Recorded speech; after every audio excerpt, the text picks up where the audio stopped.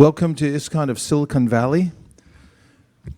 Thank you for joining us here as part of the live studio audience, and thank you to all the citizens of the Transcendental Airwaves who have joined online from various places around the world. We're very happy to be together with you today to continue the transcendental vibration. Before continuing, which sounds really strange before continuing, but I offer my respectful obeisances to His Divine Grace A.C. Bhaktivedanta Swami Prabhupada, my spiritual master and the founder, Acharya of the International Society for Krishna Consciousness. And I offer my respectful obeisances to all of you. You are Vaishnavas and therefore the most worshipable in the three worlds. Hare Krishna. And that goes for all of you, too, listening online.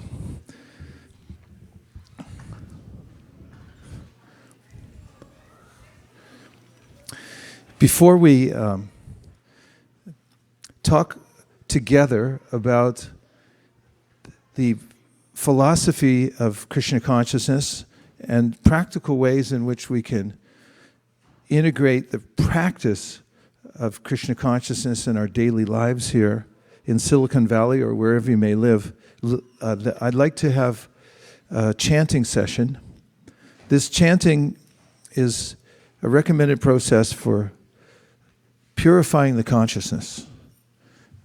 The consciousness in Sanskrit is described as the chitta, the subtle or psychological body, and it's made up of the mind, the intelligence, and the ego.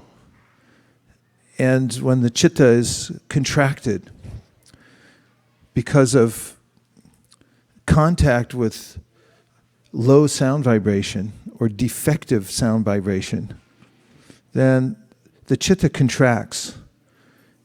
And the accumulated noise within the chitta, accumulated from where? From association with various kinds of sound vibration, not only in this life, but for many previous lifetimes. It's recorded in there. You can think of how much you have to pay Google to keep any of your music with them or any of your files in a storage space. It's a virtual storage space called the cloud, right? And do you have to pay a little bit for that? And if your cloud gets really contracted or you get too much stuff in there, then they make you get a cloud storage area. So they made me get a bigger cloud storage area. and the chitta is like a storage area. It's much more subtle than the cloud, and it contains much more information. And it's information that we've picked up, if you can imagine this. Well, you don't have to imagine much. In fact, the strategy that one of my friends has recommended to me is don't ever try to upgrade your memory on your present computer. Just get a new computer with more memory. In other words, you don't try to dump everything and slim down, because it's time consuming, not necessary, because you can always get more storage, right? So you end up, at least I should speak for myself, I end up with information on my new computer that's been around since I've had 10 previous computers. And similarly, when we take a new physical body, it's like getting a new hard drive. The software comes with it, and the storage is also there as well. So the storage within our psychological body is extremely subtle, and it can hold a lot more, as I was saying, than a cloud, a virtual cloud. And all of that comes to bear in our lives in various ways. So if any of you are wondering why I think in a certain way, why I act in a certain way, why I'm predisposed to certain kinds of taste, smells, and etc., it's because of our subtle body. As Freud, the famous psychologist, called it the subconscious mind, which actually presents information to our conscious mind, and then when we accept or reject sankalpa and vikalpa, we think we're making independent choices, but we're not. We're actually choosing from the set of information that we've accumulated quite randomly over many, many lifetimes, and now it's accumulated. Does that make sense in modern terms? Please say yes. Yes. Okay. And now let's see if we can try a little chanting to get a little more storage space in our chitta. Does that help? Okay. This is, in Chaitanya Mahaprabhu's words, Cheto Darpana Marjanam. The cloud, the Cheta, it gets cleaned out through the chanting process. And sometimes you even get viruses going on in your software. Possible? Yes. Then what do you have to do then? Antivirus. So this is also acts as an antivirus for the mind, for the chitta. So let's run the antivirus program now by chanting some spiritual mantra. So man means mind or chitta, and tra means to clear out. So the mantra means that by which you can clear your consciousness out. And there are many different kinds of mantras. In fact, the world runs by mantra. Everything that we do is preceded by some kind of mantra. We'll say, please open the door. And then somebody runs and opens the door, or not, if your mantra doesn't work. And if we want to build a building, we say, I'd like to build a building. And then someone says, what kind of building would you like to build? And then you start explaining it, and then it starts to manifest, and all the paraphernalia comes into play, right? Everything that we do is run by a mantra. And so to reconnect with the spiritual world, actually, we're never really out of touch with the spiritual world. It's just that our consciousness gets covered, and to uncover the consciousness and realize our connection with the spiritual world, it's always been there. This spiritual mantra, which is comprised of the names of God, the supreme source, divine source of everything and everyone, is efficacious in doing that. The way Chaitanya Mahaprabhu, the great propounder of this method of yoga, chanting yoga, said, Nam Nam Akari Bahuda Nija Sarva Shaktis, that when you chant the names of God, you come directly in contact with the person of God, the personality of God, through the name, and there's no difference between the two. So you can contact the energy of God. So I'll start with mantras that glorify those who gave us the mantra in the first place, starting with Srila A.C. Bhaktivedanta Swami Prabhupada, whose mantras start with Nama Om Vishnu Padaya, and then we'll chant the mantras for the Panchatattva, which is a topic that one can read about in the teachings of Lord Chaitanya. And if you don't have a copy yet of the teachings of Lord Chaitanya, then please see me after class and I'll make sure that you get one. Okay? You don't have to raise your hand, but just mark that if you don't have a copy. Last week I mentioned if you didn't have the nectar of instruction, you could get a copy. And some people took me up on it. So I'm good for it. You just contact me afterwards and you can read the teachings of Lord Chaitanya and find out who the Panchatattva are. But basically, just in a nutshell, the Panchatattva are expansions of God. He manifests in varieties of energy in order to fully display the glory and relationships that we all have with the Supreme. And they are known as Sri Krishna Chaitanya. Please repeat after me. And that's another name for Krishna, who's the Supreme Personality of Godhead. Prabhu Nityananda. Nityananda is the first expansion of Krishna, also known as Nityananda Balaram. Sri Advaita. Advaita is the Mahavishnu, the one who glances at the material energy and makes it possible for us to live here in the material world. Gadadhara. Gadadhara is the internal potency of Krishna, like Srimati Radharani. And Srivas. Srivas is our Bhakti Shastri teacher. He's also the eternal servant, representative of the Jiva Tattva, who are eternal servants of the Supreme Personality of Godhead, and Gaura Bhaktavrinda. So Gaura Bhaktavrinda. And it says all the devotees, because every devotee, of course, every living entity is a part and parcel of Krishna. And those who are spiritually advanced see that, and they're always worshiping because they see the presence of God everywhere in not only his form as the Paramatma, or the way in which God expands himself to accommodate and accompany all his tiny expansions that are like molecules of sun that are expanded everywhere. The devotee who's developed this vision sees the spiritual spark everywhere, and that Krishna is accompanying. So all the devotees are very special because they're very dear to Krishna. So we say Gaura Bhaktavrinda. So I'll say again, please repeat. Shri Krishna Chaitanya, Prabhu Nityananda, Shri Advaita, Gadadhara, Srivas, Adi Gaur Bhaktavrinda. So this is addressing 6 entities actually: Chaitanya Mahaprabhu, Lord Nityananda, Advaita Acharya, Gadadhar, Srivas, and all the devotees. And so when we say this mantra, it is a way in which we open the door to chant the Hare Krishna mantra. And that's the reason we do it first. Because Chaitanya Mahaprabhu is Krishna, but he comes as a devotee of Krishna in order to show us the way to worship Krishna properly. And it's not so easy to approach Krishna, but it is easy to approach Sri Krishna Chaitanya and all his associates because they're especially accommodating.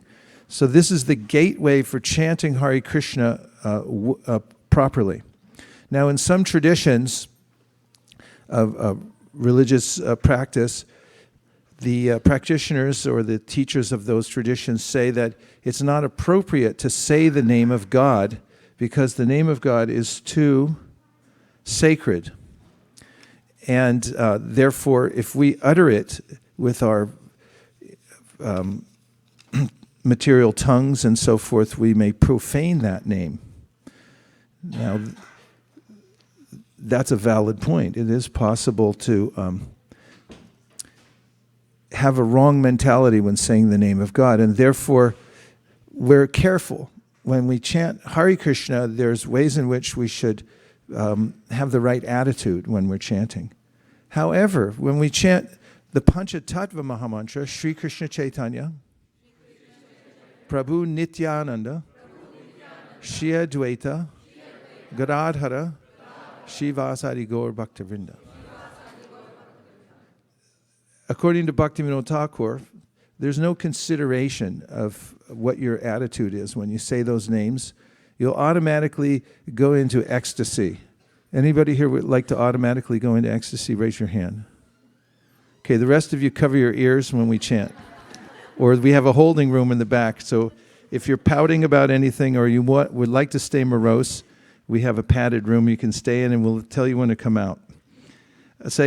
If you say the names of Sri Krishna Chaitanya and Prabhu Nityananda, you automatically become blissful and happy, and it adjusts your mentality, your attitude, so that when you chant Hare Krishna, Hare Krishna, Krishna Krishna, Hare Hare, Hare Rama, Hare Rama, Rama Rama, Hare Hare, then you'll get the full benefit of chanting the Hare Krishna Mahamantra because you're doing so having had your mentality adjusted by chanting the names of the Panchatattva. Does that make sense? This is one of the important foundational teachings of the Krishna consciousness movement. So getting one's mantras lined up in life is the way to success and happiness. What's the way to success and happiness? Yeah, line up your mantras. If you're having a problem in life and things aren't going the way that you thought they would or that you wish they would, you've probably got the wrong mantras going on in your life. Do you think? You're either listening to the wrong mantras or you're saying the wrong mantras. So this is a mantra adjustment program here at ISKCON Silicon Valley. Get your mantras right. Okay, so we've got the first mantra, which is honoring the immediate spiritual master who came to the West in an unprecedented way, spread the teachings of Lord Chaitanya and the chanting of the Hare Krishna Maha Mantra all over the world, single-handedly. So that's the first mantra we'll chant, is honoring him as the representative of God. And the second mantra we'll chant will be the set to the Panchatattva to get our attitude right. And the third mantra, we're going to go full on into the Hare Krishna Maha Mantra. Now this Maha Mantra is said to be the sum total of all the teachings of the Vedas. And those who have studied the Vedas and their corollaries, the explanations of the Vedas called the Puranas and Itihasas, they know Sarva Vedishu Drishyate. They've seen that the essence of all the Vedas is in the Hare Krishna Maha Mantra. So we understand that from the modern day examples of the zip file as an example. You see one little icon on the screen, you click on that, and then what happens? Who knows what? It can open up to a whole chain of events, chain reaction that maybe never stops, right? So in a similar way, the Hare Krishna Maha Mantra is like that zip file. Everything, all the information that one needs is there within the mantra, and you activate it by giving it your attention. So if we chant with attention, and we're appreciating that this is the presence of God coming through His name, then it'll be very effective. Om Vishnu Padaya Krishna Preshtaya Bhutale Sri Mate Bhaktivedanta Swami Niti Namane. Everyone please.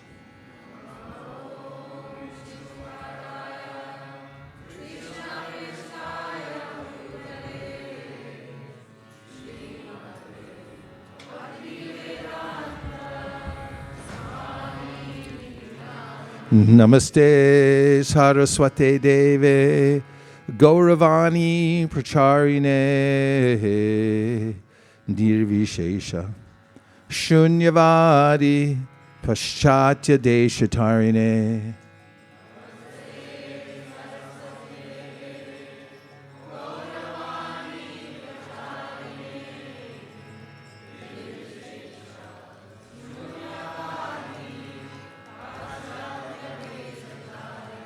Next mantra. Jaya Shri Krishna Chaitanya Prabhu Nityananda Shri Advaita Gadadhara Srivasadi Gaura Bhakta Vrinda.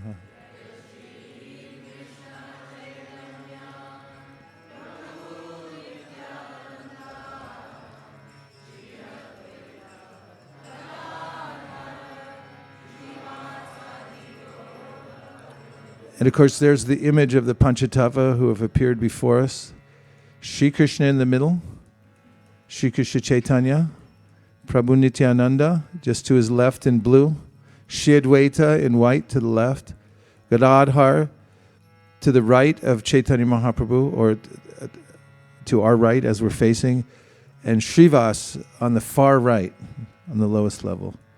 We'll say one more time together. Jaya Shri Krishna Chaitanya Prabhu Nityananda Shri Advaita Radhara Shivasari Gaura Bhakta. Hare Krishna, Hare Krishna, Krishna Krishna, Hare Hare, Hare Rama, Hare Rama, Rama Rama, Hare Hare.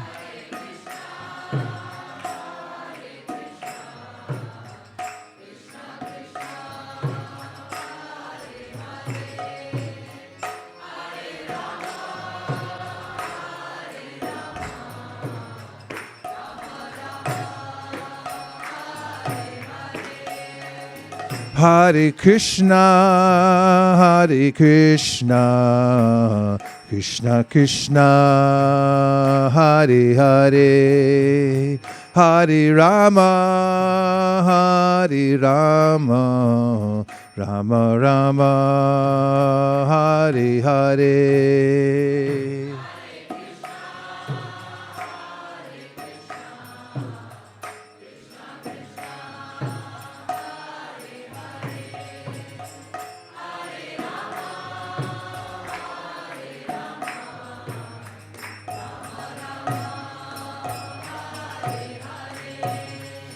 Hare Krishna,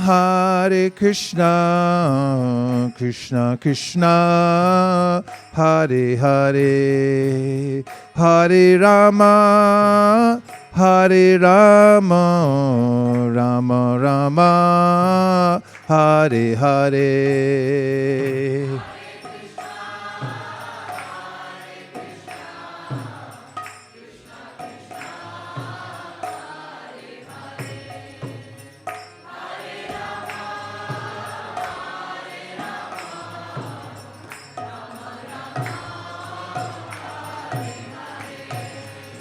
Hare Krishna, Krishna Krishna, Hare Hare, Hare Rama, Rama Rama, Hare Hare.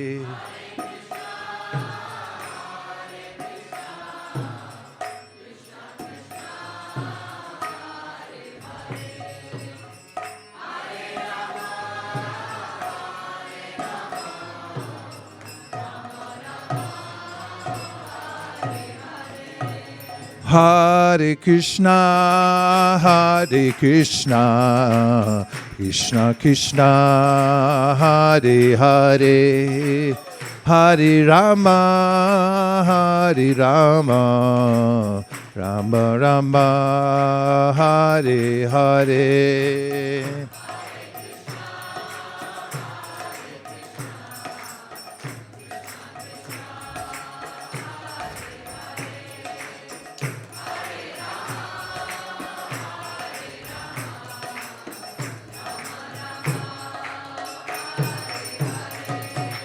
Hare Krishna,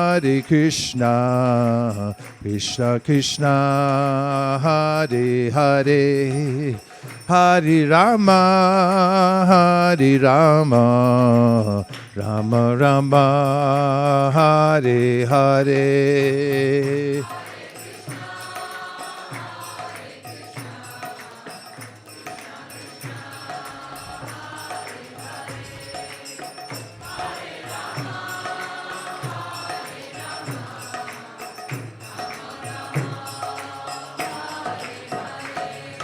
Hare Krishna,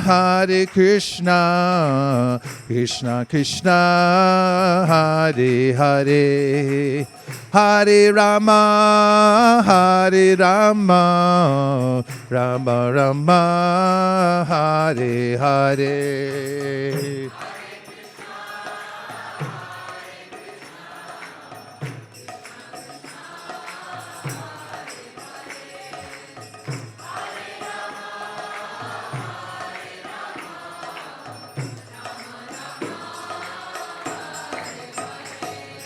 Hare Krishna, Krishna Krishna, Hare Hare, Hare Rama, Rama Rama, Hare Hare.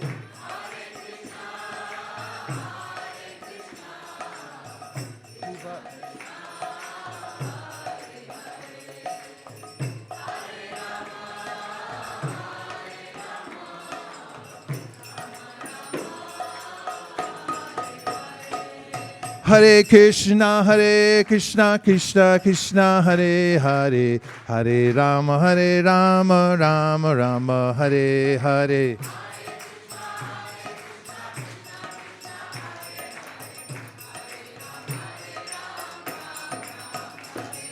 Hare Krishna, Krishna Krishna, Hare Hare, Hare Rama, Rama Rama, Hare Hare.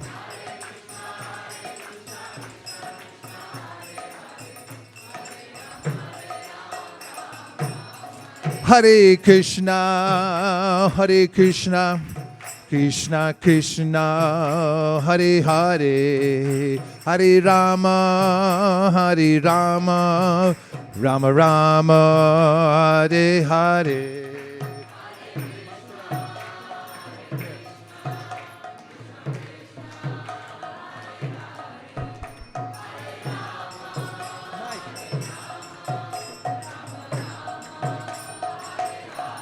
Hare Krishna, Krishna Krishna, Hare Hare, Hare Rama, Rama Rama, Hare Hare. Krishna, Hare Krishna, Krishna Krishna, Hare Hare, Rama, Hare Rama, Rama Rama, Hare. Hare Krishna, Krishna Krishna, Hare Hare, Hare Rama, Rama Rama, Hare Hare. Everybody, Krishna, Hare Hare.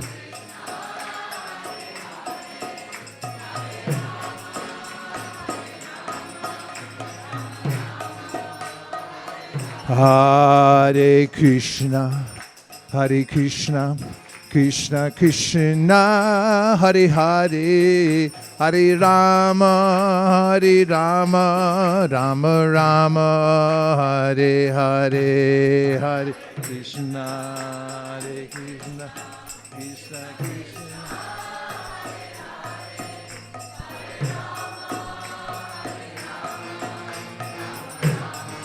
Hare Krishna, Krishna Krishna, Hare Hare, Hare Rama, Rama Rama, Hare Hare.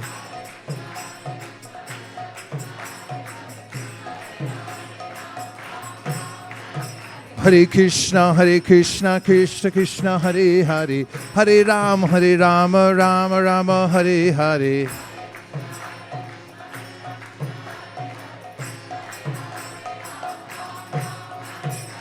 Hare Krishna, Krishna Krishna, Hare Hare, Hare Rama, Rama Rama, Hare Hare.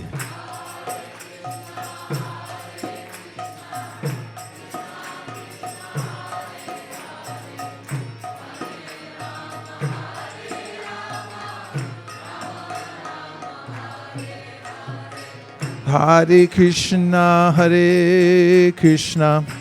Krishna Krishna, Hare Hare, Hare Rama, Rama Rama, Hare Hare.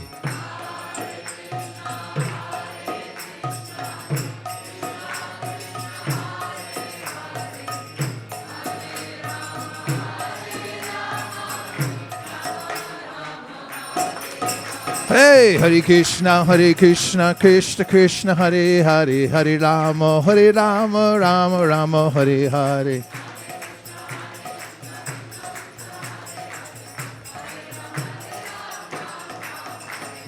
Hare Krishna, Krishna Krishna, Hare Hare, Hare Rama, Rama Rama, Hare Hare.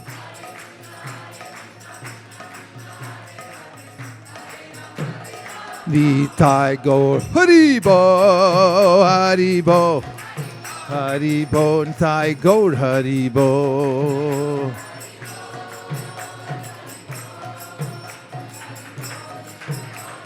Nitai Gaur Haribo, Haribo, Haribo, Nitai Gaur Haribo.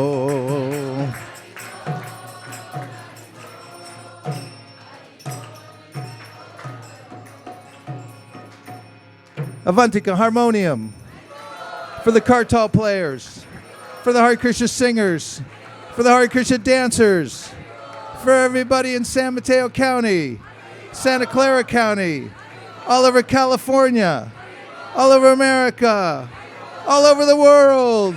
Gaur Premanande. Nitai Gauda Haribo, Haribo, Haribo, Nitai Gauda Haribo.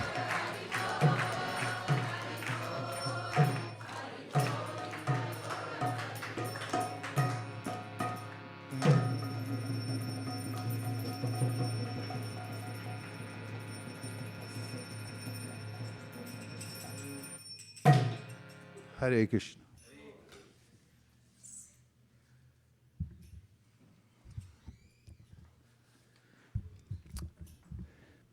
So,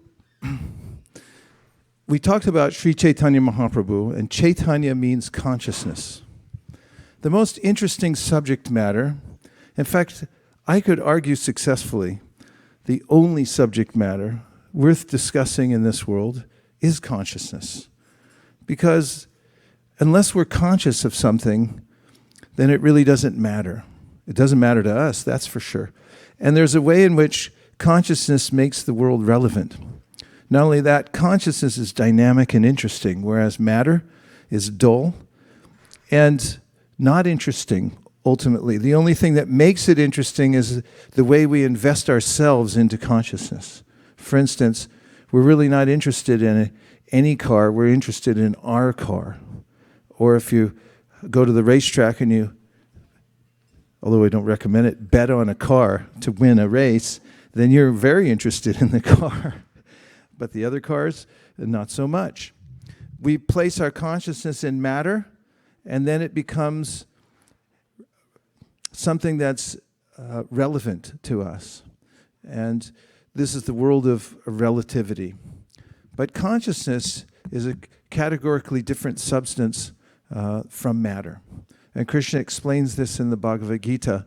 He actually catalogs for us what are the lower energies of the world and the higher energies, and it's for a good reason, because he's advocating that we learn how to associate with higher energies.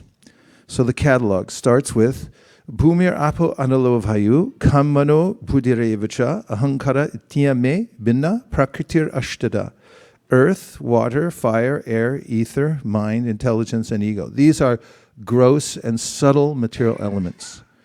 And then he says, Aparayamitasthanyam prakritim vidime param jiva bhutam mahabaho yayedam daryate jagat.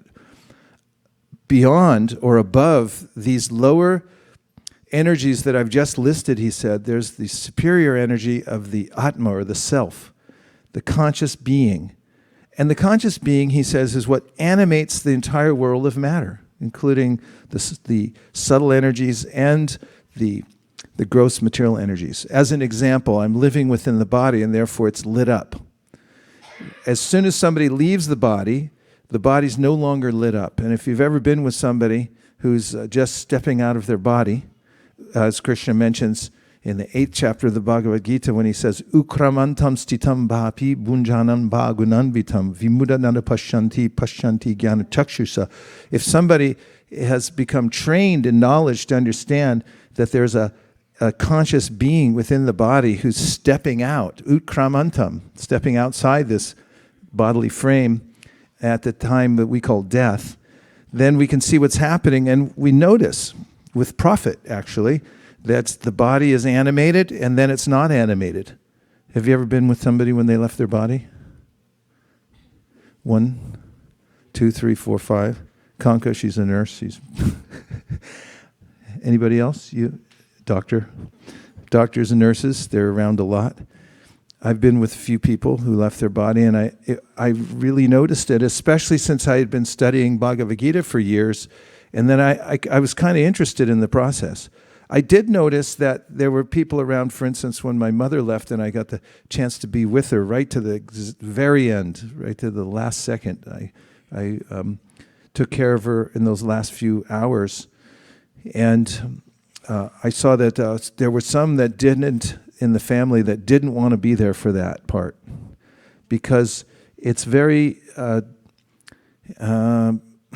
puzzling what's actually going on. unless somebody's trained jnana chakshusha, one has eyes of knowledge to see what's going on, then it becomes a kind of scary thing because it's so mysterious. What to speak of the fact that death is taboo? Do you know what I mean by that? What do I mean by that?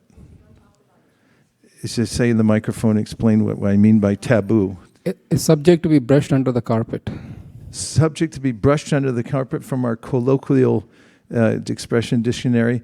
Do you know what taboo means? Look it up. What is a taboo?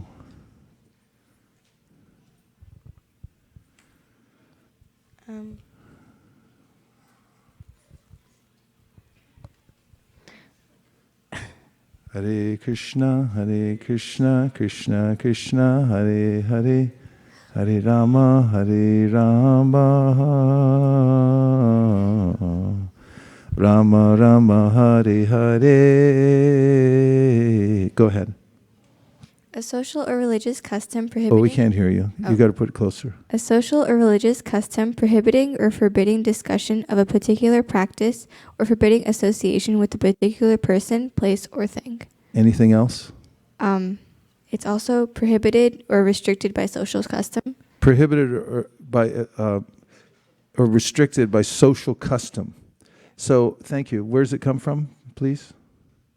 Origin. Yeah, where do you think it comes from over here before she says it? Latin. Is it Latin? Greek. Greek, Latin. Where does it come from? It's from English. It's tab. It's spelled Tabu instead of Taboo. And then before that, where does it come from? That's it. It just started from English. I don't believe that. So it says yes? From Tongan language. Tongan? Yeah. Okay, so we can thank the Tongan people. Let's thank the Tongan people for giving us the word taboo. Thank you. Credit where credit is due. Our friends, the Tongans. Captain Cook brought it in from his interlude with the Tongan people. I think he was later killed by the Tongan people. But anyway, taboo is it's restricted by social custom, and you can test it out for yourself the next time you get together for a fun social gathering, and people are looking for topics like politics or the best movie they saw recently, and you could say, I know, let's talk about death. and see how people react. And this Bunjanam Vakunam Vitam, because of ignorance, people don't investigate what is death. And therefore, when it happens, they get puzzled by it. And things that are puzzling are a little bit intimidating sometimes, especially death. It's really the most drastic thing you can really do in this life is die. Okay, so there's something that's common to everybody in this world. And I would also argue that people are looking for such commonality. For instance, we notice in the Constitution of the United States, there's a declaration that all beings are created equal, and everybody has an equal right to pursue happiness. Is that correct? Yes. All of you who have studied the Constitution carefully? And where does that idea come from? Well, it's a spiritual idea, that we're all equal. And how is it that we're equal? Krishna says in the Bhagavad Gita, Vidya Vinaya Sampane Brahmani Gavihastani Shuni Chaiva Shvapakecha Pandita Samadarshina. A learned person who knows the difference between matter and spirit, and that's the actual definition of somebody who's in knowledge. As Krishna says in the 13th chapter of the Bhagavad Gita, Kshetra Jnam Chapi Mam Vidi Sarva Kshetri Shubharata Kshetra Kshetrajnayor Jnanam Yatach Jnanam Matam Mama. That a person, he says, my opinion is, the person who is really learned is the one who can see the difference between the body and the occupier of the body, or the knower of the body, the person who's the sakshi or the witness of the body, who's riding in the body and the body itself, and knows the distinction between the two. And then also that person who's aware that there's a super knower within every body. Then you've got a complete understanding of what is real knowledge.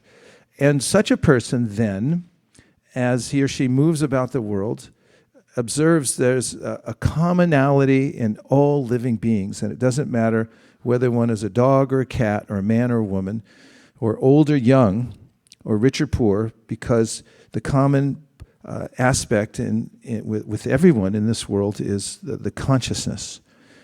However, we do find that although we have a common nature, that there's seems to be, to me, a difference of opinion on quite a few things in this world. Have you noticed that at all?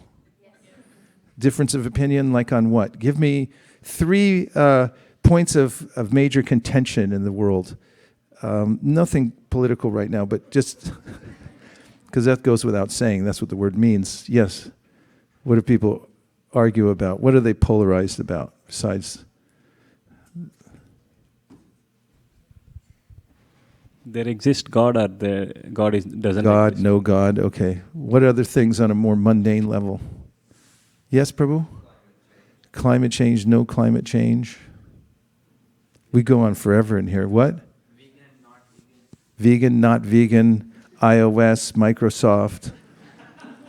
I mean, that's from the very beginning. Of course, they made it a little more common platform, but still the difference is there in attitude.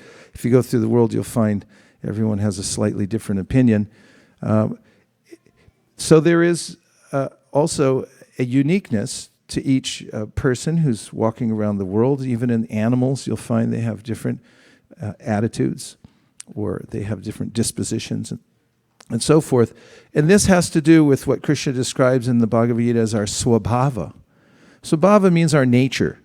And as I was explaining earlier, there's a way in which, as we move about this material world, we associate in different ways. What are some of the ways that you've associated yourself with particular kinds of people in this particular lifetime? Some volunteers. Let's go over to the pundit corner here. Which kind of people have you been associating with in this lifetime? Little samples, yes? Fellow students? Fellow students. Which high school? Oh, you didn't go to high school. He skipped all that nonsense. Okay, no, nothing against high school. Although I did quit. But okay, fellow students, you said. Okay, who else? You were about to say one. I was also about it related to school, like teachers, staff. Teachers, anybody else close to you? Yeah? Balaram? Relatives like cousins, uncles. What about your parents? Parents, relatives, cousins. Yeah, we all have different sets of parents, relatives, cousins, teachers, friends, and so forth. And in the Gita, Krishna says, Purusha prakritisto hi bhunkte prakriti jangunan karanam guna sangosya sarasad yoni janmasu. If you want to know why you're up or down in your life, or you're in various kinds of situations, both in the 13th and the 17th chapter, in the beginning of the Bhagavad Gita, in the beginning of the 17th chapter of the Bhagavad Gita, Krishna describes how, because of association with various kinds of personalities, including our parents, our teachers, our friends, then we start to develop a certain set of values, a certain way, an attitude, a way of looking at the world, and so forth. And therefore, we may have difference of opinion with various people. And we also have our eternal nature as well. We're all connected to Krishna as parts and parcels. In the Brahma Samhita, it is said, Sanitya nitya sambandha prakritischa paraivacha. Every one of us, this verse says, has an eternal relationship with Krishna, a very specialized individual relationship with the Supreme Personality of Godhead. And through a development of our consciousness, we come to realize that our swabhava, or our nature in this world, which is due to our association with various kinds of people, not just in this life, but in past lives, we've developed a certain disposition, attitude, predilections for certain kinds of activities. And when we develop more on the spiritual side, we'll see that those kinds of attitudes we've developed through association are superfluous to our eternal nature. And then there's like a scale. On a scale, the more we put into our spiritual practice, the more importance our spiritual nature will have over our relationships in the material world. They're both going on at the same time, but we put more weight on one side or the other at different times of our life. And as we invest in spiritual life, we start to see that the spiritual investment is more important to us, and we also start to identify more with what's called our paramartika, or our spiritual nature and identity, more than our material nature. Although both of them have to coexist, don't they? Because as we're moving about the world, we have to tend to the practical aspects of our life. What are some practical aspects of your lives that you have to attend to, even though you're on the spiritual path? What is it? You have to pay bills, yes. That's very practical, because if you don't pay the bills, then you'll end up in debtor's prison. And what are other practical things you have to do? Health, you have to take care of your health. Anything else? You have to go to work to pay the bills. You have to sleep. Yes? For kids, do your homework. You have to do your... It's very practical, isn't it? Yeah? You have to eat. You have to eat. You definitely have to eat. These are all practical matters. These are called vyavaharika, practical matters that we have to attend to, even as we're pursuing our spiritual path. Nonetheless, as we're practically moving about the world, attending to our various duties, we can develop a more and more sense that actually my whole life and existence is meant for spiritual development, because we're part and parcel of God. And as we do that, we start to see that we have a solid and eternal relationship with the Supreme Personality of Godhead and with His devotees. And these are the basic tenets of the bhakti practice. Now, there are some competing ideas out there in the world about consciousness. For instance, there's this thought that, which is here on this little piece of paper, there's this thought that the sum and substance of our existence is a combination of the material elements that I mentioned first. Of course, they may not be listed in the same way, but there's an idea that all there is in this world are material elements.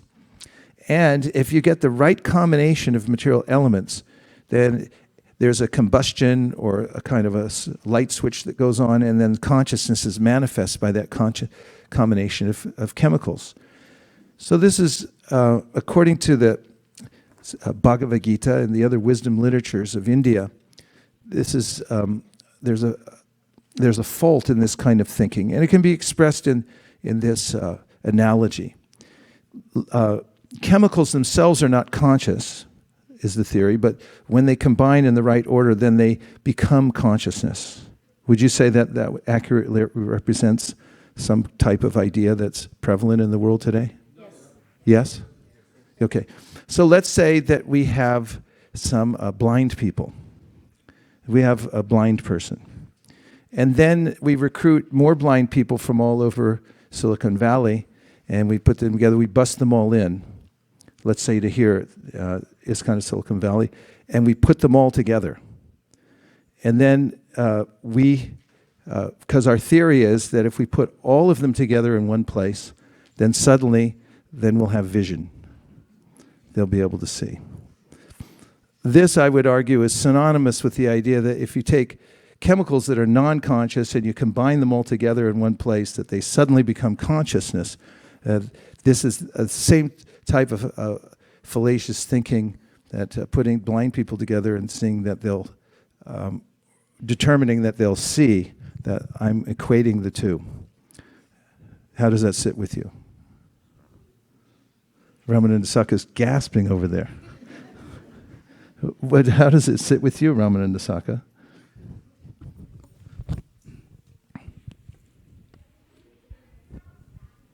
No, I was thinking that if we put all the many blind people together, one day they may be able to see the light. But if you put all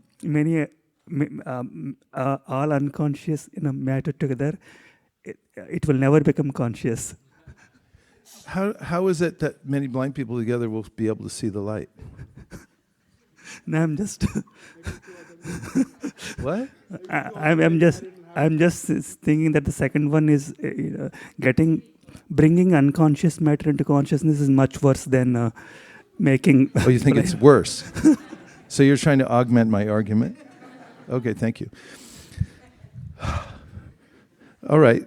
So the premise that we start with is that we are part and parcel of Krishna. Just as the sun has rays or unlimited photons of light that emanate from the sun, particles of light, so similarly Krishna in the Bhagavad Gita says, Mamaivamsho jiva loke, jiva bhuta sanatana, manakshashtan indriyani, prakriti stani karshati. So he describes how he's the source of all the living entities in the world, and they're parts, we are parts of him, just the way the particles of sunlight are part of the sun. They have their own individual identity. They're one with the sun, but at the same time they have their own individuality. So you could say the sun particles are not the sun, and they are the sun at the same time.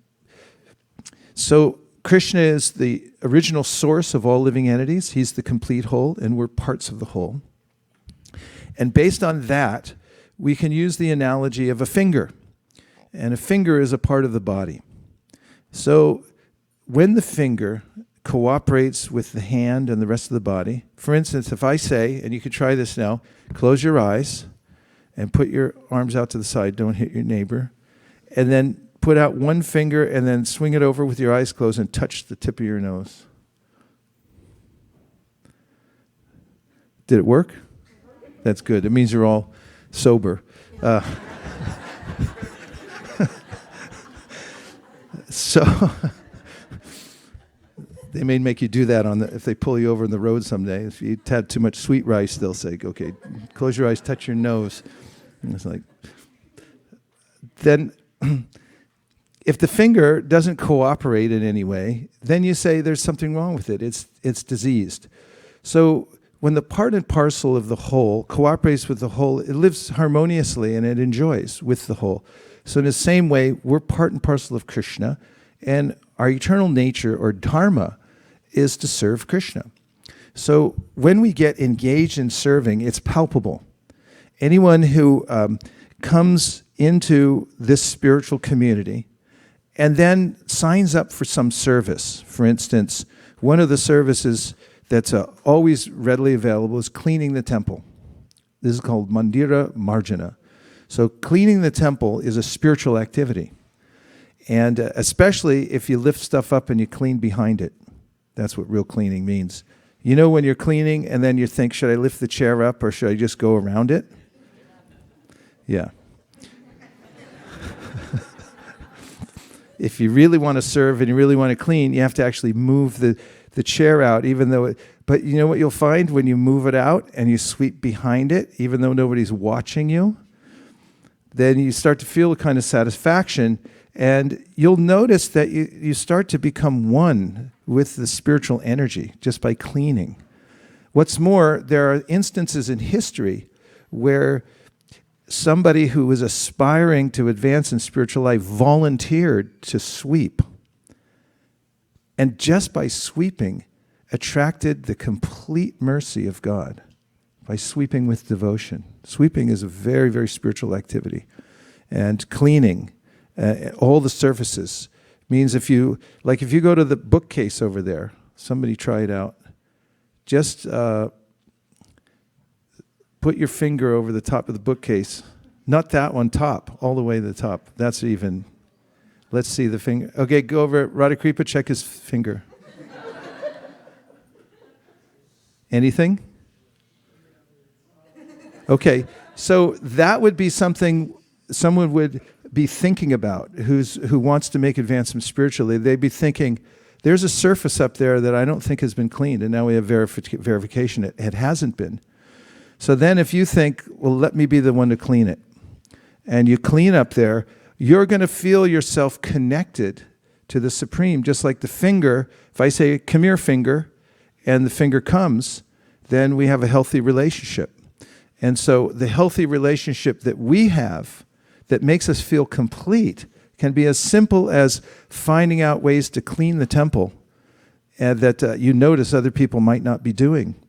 And you take advantage of it. And that can be turned into not only a career in Krishna consciousness, but also your main connection with the Supreme Personality of Godhead. And as I said, I have scriptural evidence that there are people like Maharaj Prataparudra. He swept in front of the Rath Yatra cart. Who else would you say was a sweeper type person who got complete mercy from God, from Lord Chaitanya, by sweeping, or as we say, Shravanam, Kirtanam, Sweepanam, Mappanam. Who got the Sweepanam, Mappanam thing going on that got complete mercy? Kanka's got somebody for us. Dookie. She brought water. Tell more about Dookie, who turned into Suki. Dookie was bringing water for the cleaning of the Gundicha temple, and she was a maidservant, and she kept bringing buckets of water, and Lord Chaitanya noticed her right away. Simple person. That she was so devoted. So if you want to get a feeling of connection to God, which means yoga, then you can do it through menial service. Where's the word menial come from? We got to get down to like 10 seconds, though. This 2-minute waiting periods are really burning up the clock. Okay, Avantika's got it. Now the microphone situation. Now we need technical support to turn it on. Do I just say the definition? Yeah, tell us the whole thing. Menial means of work not requiring much skill and lacking Of work prestige. not requiring much skill. Does sweeping require much skill? No. I would say a medium amount, because sweeping around a chair is not very good. Sweeping under and forgetting the top thing? Or what about on the top of the clock? Is that done? No? How about on the top of that thing up there? That's, okay, a little bit more skill involved. Go ahead. Not requiring much skill and lacking prestige. Lacking prestige. So what does Lord Chaitanya say about the attitude one should have in order to be able to chant Hare Krishna? And let me just preface it by saying the number one question I get wherever I go all over the world is, how come I'm chanting and I'm not getting any bliss? No ananya. So what is Lord Chaitanya's prime advice about how to actually chant Hare Krishna continually, which means that you have some bliss? Which means you don't have any prestige. You don't have any sense of false prestige, right? So read that part again. About prestige. Lacking prestige. What's lacking prestige? The service? The work. Yeah, the work. So if you do some kind of service, that what would you say as a service, or what does it mean, lacking prestige? You say. Give her the microphone.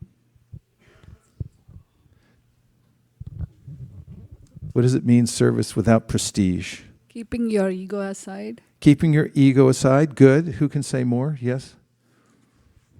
Doing a service that might be not so well recognized, and that would... Oh, what does that mean? Like, what's a recognized service? Maybe doing kirtan or leading... In kirtan, and like... And then what about without prestige, a service without much prestige? Maybe like cleaning the bathrooms. Cleaning the bathrooms. Now, I have a little secret I'm going to tell you. I have a friend who's a devotee in Japan, a very qualified person. But because of so much service that he has in his life, he had to downgrade his work so that he had a simpler life so he could attend to his services. And so he got a job cleaning toilets. And I heard about it, and he looked very healthy, and the time I visited him when he got this job, and also very, what they call in Japan, genki, which means fired up. And so I said, so what what's going on? What's your new work and stuff? And he said, I'll tell you, it's cleaning toilets. And he said, I've never felt more ecstasy in my life, cleaning toilets all day long. These are public toilets. Of course, a little different in Japan, public toilets, than in America, I can guarantee you. But the point is that that's a service without prestige, right? And so if you take a service like that and you perform that kind of menial service, then you'll start to feel more like chanting. You'll feel connected to the Lord. That doesn't mean you can't lead kirtan or take a service like in the executive branch of the temple or something like that.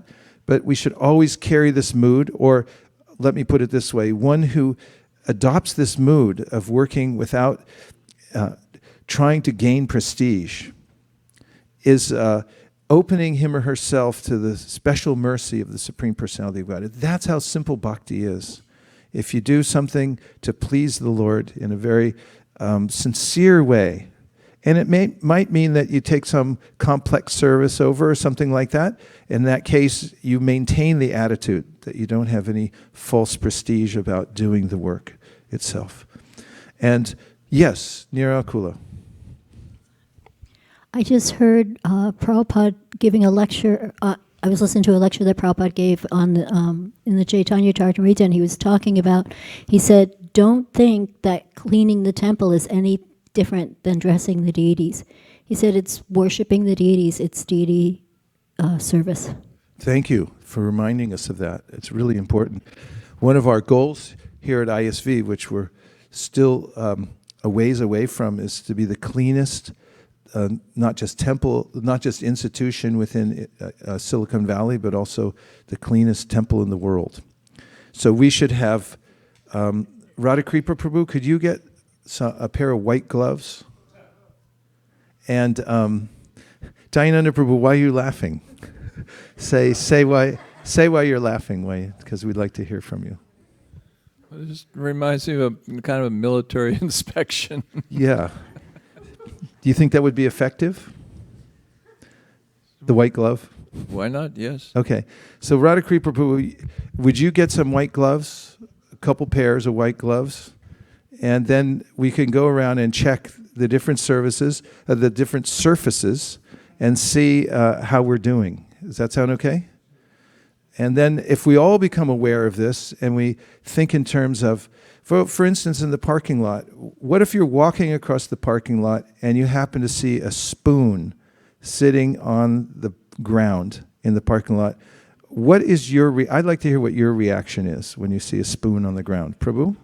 You take the microphone. This is very important, what you're about to say. Vijay Damodar Prabhu will pick it up. Okay, that's the wrong answer. Somebody else, he did that on purpose so that we could get a contrast. What's an answer that is more complete? Yes? You see a spoon on the ground in the parking lot, and you think, why isn't the mic on? Okay.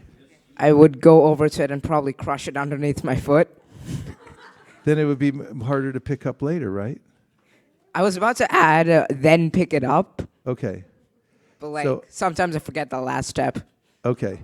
So I like the last part of it. Yes, Prabhu. Shamarupa.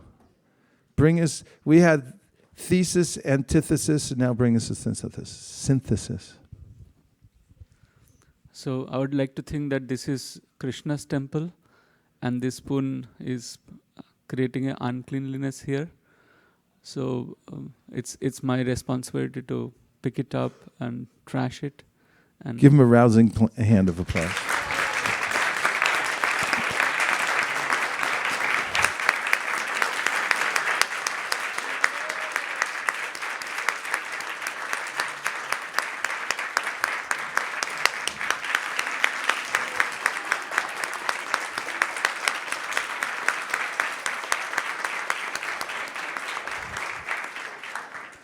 And you know that kind of applause you just heard?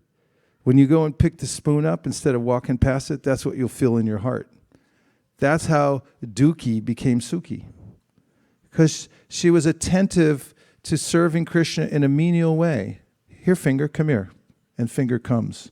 That's our relationship with Krishna. We're servants. And if we think, this is Krishna's house, in fact, this is Krishna's world. It's all his world. We should be careful wherever we go, not only how we deal with people, but how we deal with the environment.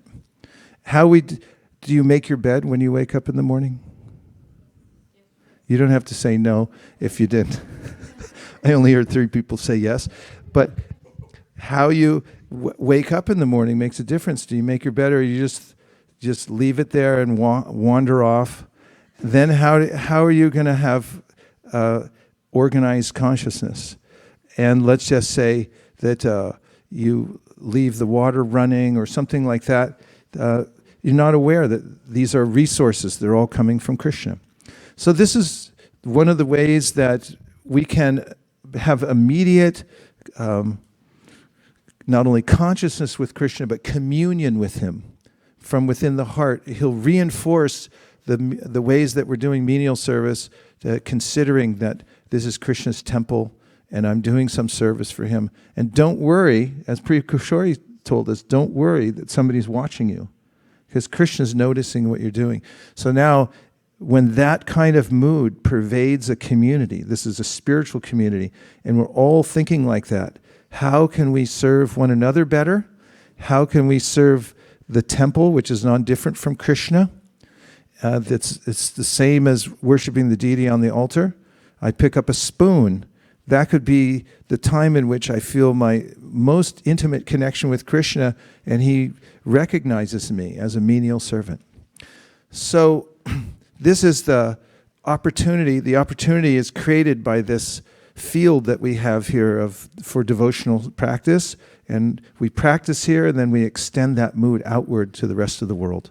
So now, before we have a little more kirtan, I'll take a few reflections to bring the conversation to a little wider angle. Just a few days ago, before we left Hare India. Krishna, Prahlad Priya, it's so nice to Hare see you. Krishna. Thank you for coming. Hare Krishna. Thank Welcome you to Prahlad. Thank you. Hare Krishna. We were in Mumbai and ready to leave, and we were watching the temple room, and there was a family. You could tell it was a father and his children sweeping under another devotee's direction. And they swept, and you can tell the children were kind of like not really terribly interested, but the father was conscious, and there was one leaf left, and I noticed he pointed to this child and said, there's one leaf. And she went, and she understood that he was conscious of watching her, that she wasn't very enthusiastic, but he was making sure she understood it wasn't clean until that final leaf was picked up. And I happened to notice that, and it touched my heart a bit, thinking that how wonderful that he is teaching the children like that. So that was. Thank you. That's a nice example. And our godbrother Banabhatta Prabhu, once in Mayapur when he was the temple commander, and there weren't many structures on the property yet. It was a long way to the front gate through the fields. Prabhupada at the front gate saw that there was construction going on. Someone had left a light bulb on. So he Prabhupada, at the top of what is now the Conch building, noticed it and then told Banabhatta, he said, go turn off that light. So he went all the way across the campus, somehow went up the scaffolding, and then turned out the light. And this was a kind of attention to detail. Yes, other points? Thank you for bringing up the cleanliness. It's very nice to revisit and raise the more awareness and pay attention to. You also reminded me Jayananda Prabhu and how his service and his mood was so pleasing to Srila Prabhupada that he became a dear to Prabhupada. So it was a nice, lively example also that we have seen that how much it can please Krishna and Prabhupada together. Yeah, thank you very much for remembering Jayananda. Monisha?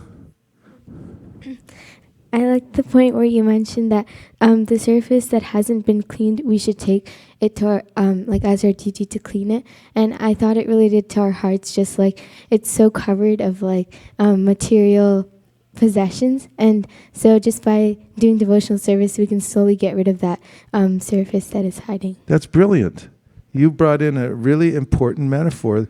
That's something that Chaitanya Mahaprabhu and Kaviraj Goswami, who wrote the Chaitanya Charitamrita, does for us.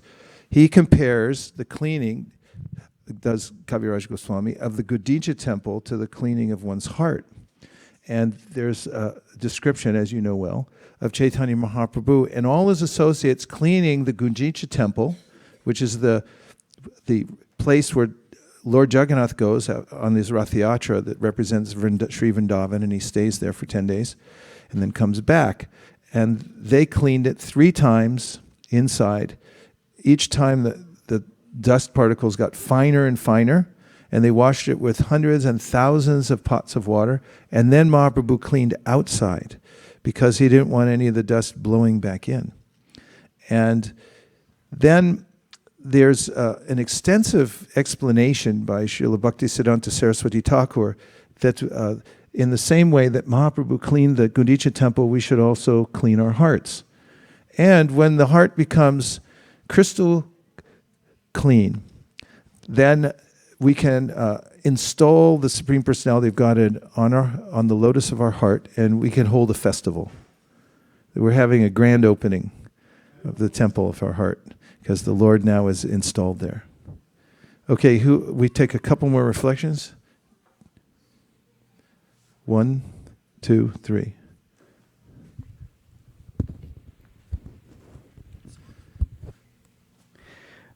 Hare Krishna Vaisesika Maharaj. Thank you very much for the nice class. I would like to recognize our dear friend Sudeep Sabnis Prabhu. I have seen him for years. Every day after the Sunday evening program, he is there cleaning the restrooms over here. So thank you very much. Thank you for for bringing that up. Yes.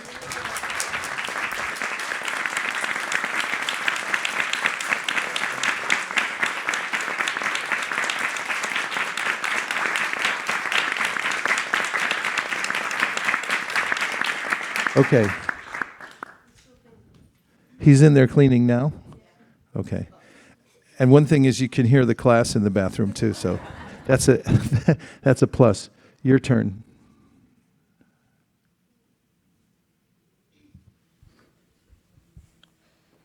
If you were picking up something and no one was watching you, it's integrity. Yeah, if you do something and when somebody's not watching you, it's integrity. Okay, good. We got a bright one there. Hare Krishna Maharaj. I like the first point you mentioned about, death, that being a taboo subject to talk about. I mean, a lot of times, I feel like that's the ultimate procrastination that we do. Like, we just put that topic off until we're like, hopefully we reach like 70s or 80s, and then we'll think about it. Right? I really like the way you put that. You should do a little seminar called Taboo Death, the Ultimate Procrastination. You could write a little essay about that, okay? Say yes. Sure. Okay. Yes. Okay, 2 more points. These are too good, though. Maharaj, when you initiated me, I remember I noted down the points you were saying. One of the points that you gave in the initiation lecture was, you leave a place cleaner than you find it. Yes. And somehow it stuck to me. And I thought, that's a simple instruction. I can do it. It is. I went in to use the restroom there at the Peace of My Heart when we were having the Harinam. And, I just took an extra couple seconds to take a few things off the floor and stuff like that. Because then I thought the next person, who I knew was a devotee anyway, coming in, it would be cleaner. And I felt that kind of applause going on in my heart. And if we maintain that kind of standard wherever we go, then we'll become conscious of Krishna. Yes. It is a bit difficult. Like sometimes I'm crossing through a room and I see something and I really don't want to stop. But it helps. Sattva gun is very difficult to maintain. It's a constant endeavor for sattva gun. but it's the gateway to light. It's the gateway to seeing the difference between the soul and the body. You can't see the soul, you can't see the super soul in Rajagun or Tamagun. You can't see it. Sattvam yad brahma darshanam. Only from sattva can you have darshan of Brahman, of spirit. Not from Rajagun. Rajagun means spoon, leave it. Or that's actually Tamagun. That's Tamagun. Rajagun is smashing it under your foot. Sattvagun means you stop and you pick it up and you put it away. So elevated from the Raja to the Sattva there. And one last point. Okay, two last points. 1, 2, 3. I remember Radhika Raman Prabhu mentioned this, in terms of the humble service. He asked Radhanath Swami Maharaj that how can he remain humble? I mean, my understanding is there are certain services which always keep someone in limelight. And at that time, Radhanath Swami Maharaj advised him that take up some very humble service. Once in a while, or I do not know the details, but take up something very humble, which keeps you in that mood of service. Yeah. That's very good, and it's something that everyone could take advantage of. Hare Krishna Maharaj. I actually like the point that you described about consciousness, because we use the term Krishna consciousness so commonly. So what does it exactly mean by consciousness? Yes, Krishna consciousness is being conscious of Krishna, but what is consciousness? So that was a good explanation, that it's subtle psychological body and what it comprises of. Yes, this psychological body I'm speaking of is the mind is generated from the mode of goodness, the intelligence of the buddhi from the mode of passion, and the false ego is generated from the mode of ignorance. All these three together are called the chitta, the combined consciousness, and it becomes sort of like a screen through which the impressions that we're taking through the senses are projected, upon which they're projected. And the light that comes from our soul becomes the light that lights up that screen. So when I'm in material consciousness, I'm looking at that screen and I'm watching as the various impressions called vrittis are broadcast or are projected on that screen. And in material consciousness, I identify with that movie that's going on that screen. And I think, this is me, this is my life. I am my life situation. But when we become Krishna conscious, Krishna describes in the Bhagavad Gita, Naiva kinchit karomiti yukto manyita tatvavit pashan shrinvan shvishan jigran ashnan gachan supanshasan pralapan vishnunan grinan unmishan nimishan api indriyan indriyarteshu vartanta iti dharayan. The person in divine consciousness sees that all the workings of the mind and the external senses are going on, and they're superfluous to my actual identity. They're moving as if on a movie screen. And there's one last point coming from Mukaravinda Prabhu, all the way in the back. Get him the microphone in 2 seconds, please. Just one, I remembered you previously gave the example of Raghav Pandit's, like how he was offering the 10 coconuts and his service was like he saw that the person who offered the coconut, he touched the ceiling and he became so angry. He told he again brought back the 10 coconuts to offer Krishna. It was amazing to see how his service level of... Yeah.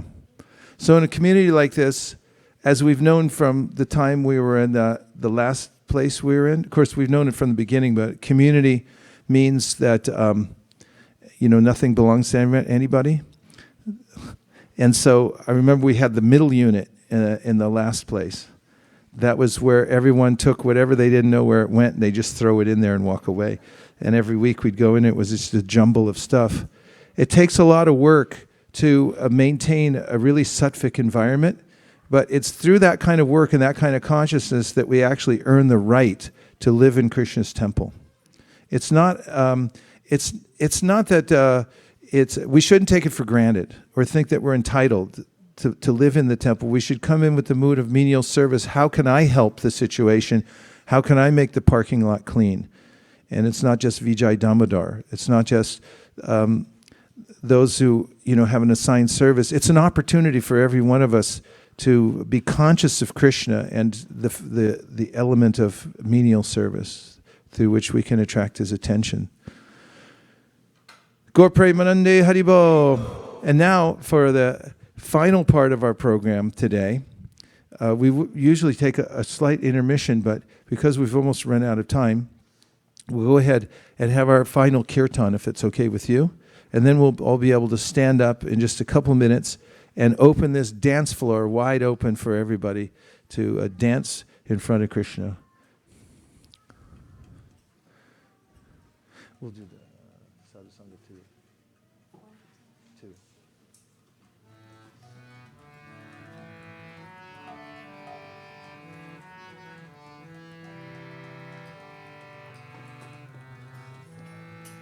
Hare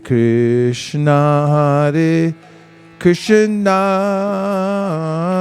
Krishna Krishna, Hare Hare, Hare Rama, Rama Rama, Hare Hare.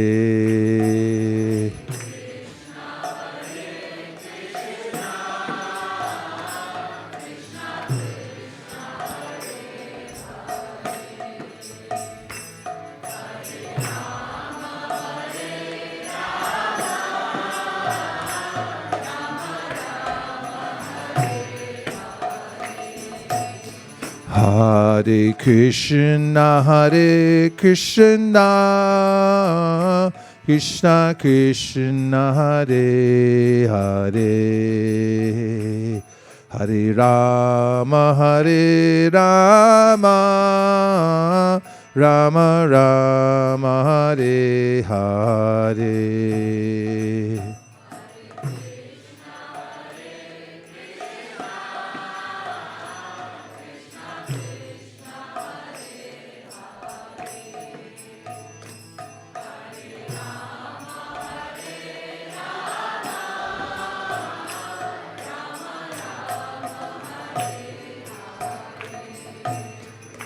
Hare Krishna,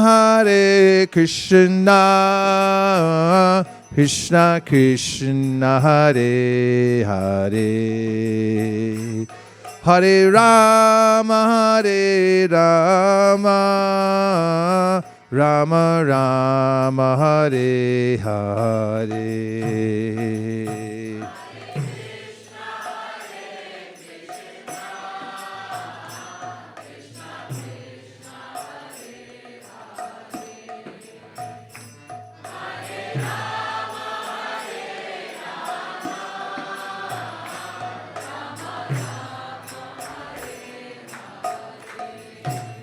Hare Krishna,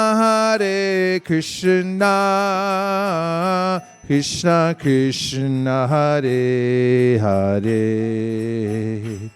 Hare Rama,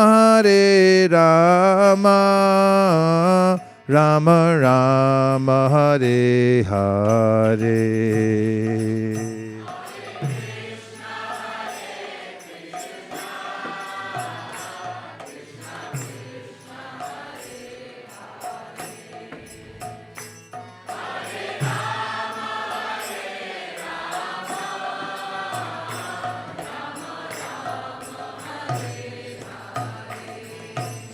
Hare Krishna,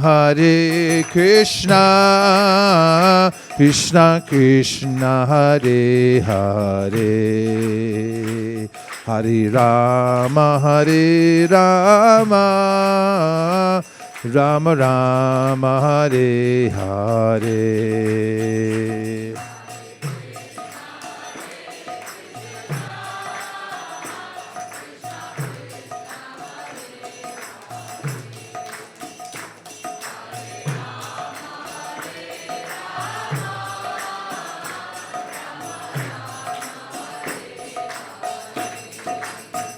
Hare Krishna,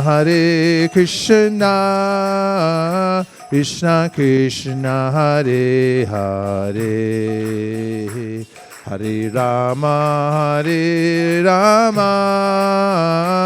Rama Rama Hare Hare.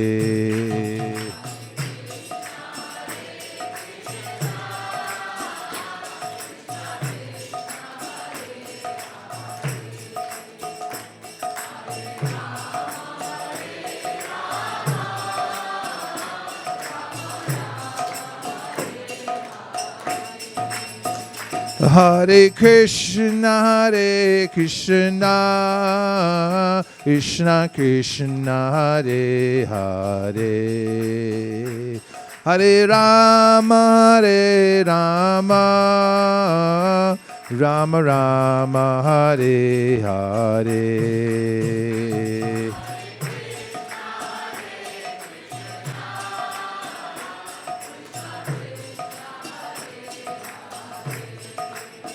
Three.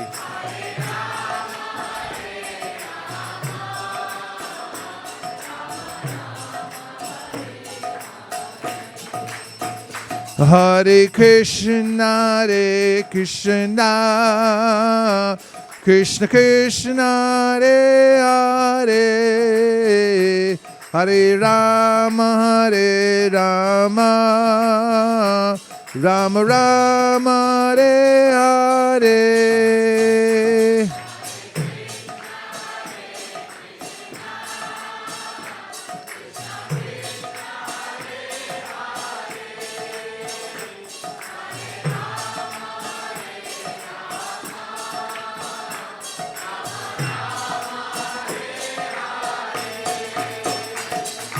Hare Krishna, Krishna Krishna, Hare Hare, Hare Rama, Rama Rama, Hare Hare.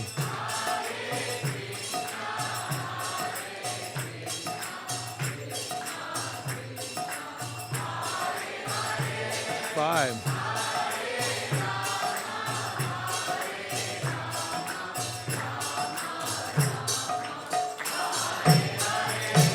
Hare Krishna, Krishna Krishna, Hare Hare, Hare Rama, Rama Rama, Hare Hare.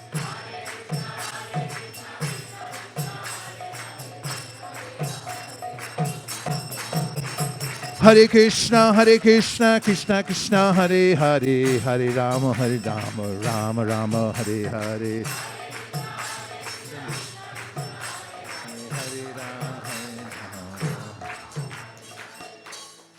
Gaur Premanande. I'll be giving several reminders, and that is that there's a epidemic of a virus going on right now called the coronavirus. I'm sure you haven't heard about it yet. Because we're a community, it's extremely important in our strategy moving forward that we're very, very careful. Here's some practical ways and tips. Don't shake hands. In fact, during the Spanish flu in 1918, where 50 million people died of I'm not saying that's going to happen in this one, but nobody knows. It was illegal to shake hands. If you have to shake hands, do one of these. If you have to turn on light switches and things like that, be very careful, use a knuckle. If you feel any symptoms whatsoever, especially a fever, a cough, your sneeze, any symptoms, stay home. Because if you come into the community, it will spread, and then everyone will get it, and it'll expand all over the Silicon Valley right from this one little pod that we have here. So everyone should be really aware of the fact, communally aware, that you can be a carrier of the virus and it will spread to everybody else. So we're trying to avoid that. Just be very conscientious about washing your hands also. Normally, during the daytime, we touch our face about 90 times a day without even noticing it. And when you contact a virus on a surface is where you're likely to get it, and then touch your nose, your eyes, your mouth. That's how it gets into your lungs, is where it attacks. So be very vigilant about washing your hands before you touch your face. And also, anybody who's engaged in food preparation, prasadam preparation, be vigilant about being very, very clean. And also, when we're doing the passing around prasadam here, don't go around and jam it in everybody's nose, because that would be about the worst or the best way to spread a virus. That would be a clinical way to actually make sure that everybody got it. So don't do that. Be very, very careful. This is a serious time, and it's a very critical time. There are countries like Japan where there are only 900 cases. All the schools are shut down right now. They're not even having Sunday programs at the temple by government request. So we should preemptively be very, very careful and aware of what's going on. Is that all right? Yes. Everyone? Yes. Thank you very much. Now we're going to clear the area, and what we're clearing the area for is for dancing. And if you can't dance physically, you can dance in your heart, but this floor was made for dancing. The reason we bought this building is for this floor. It's a dancing floor. So let your arms go up in the air and express yourself to the Lord by singing His name and dancing as expressively as you wish. Thank you, and thanks to everyone who joined us online. Hare Krishna.